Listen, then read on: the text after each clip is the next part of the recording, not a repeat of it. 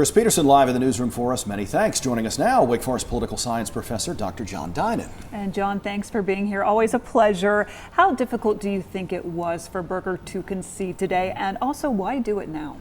It must have been extraordinarily difficult to concede this race for someone who was at the top of power and influence in North Carolina politics for a decade and a half, and to see the race so close, initially 2 votes, then 23 votes, must have been extraordinarily difficult. That being said, most of the options had run their course, and with today's hand recount not changing things at all, this seems the appropriate time to step down in a graceful way rather than prolonging it further.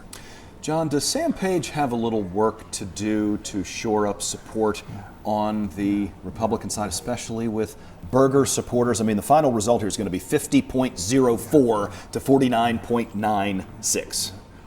It's certainly been a bitter race. It has not been an easy race, and it won't be an easy thing for Republicans to coalesce. So there will be some work to be done, but there's a number of months to go before November and the general election. We've seen bitterly fought primaries before, and the party usually comes together overall. But when it's so close as this, when the personalities were so strong, it's going to take some time before people get over this race.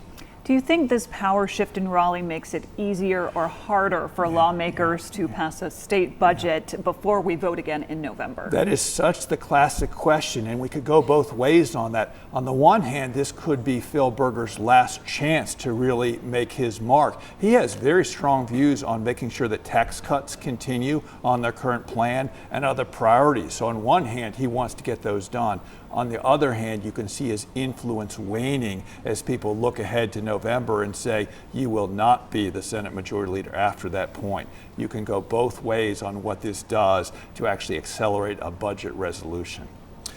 John, what do you think the Democrat in this November race, Steve Luking, thinks about all this? So much focus on Page, Berger for months and months leading up, and then hyper-focused over the last 3 weeks. We should be very clear. This is a resolution of the primary race. This only determines who will be the Republican nominee. This race will be contested in the general election in November between a Democratic and a Republican nominee. There's no doubt that the Republican attention that's been given to Sam Page will be helpful to him in building even further name recognition, which is already quite strong in Rockingham County.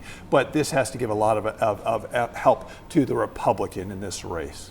And we will watch and wait and see, but one big question answered for us here today. John, thanks very much for your time. Sam Page, as Chris Peterson mentioned, held a news conference over Zoom after Phil Berger announced his concession. We took it live on television as it was happening. If you missed any of that or would like to go back and watch it again, we've got it posted for you on the WXII 12 News YouTube channel.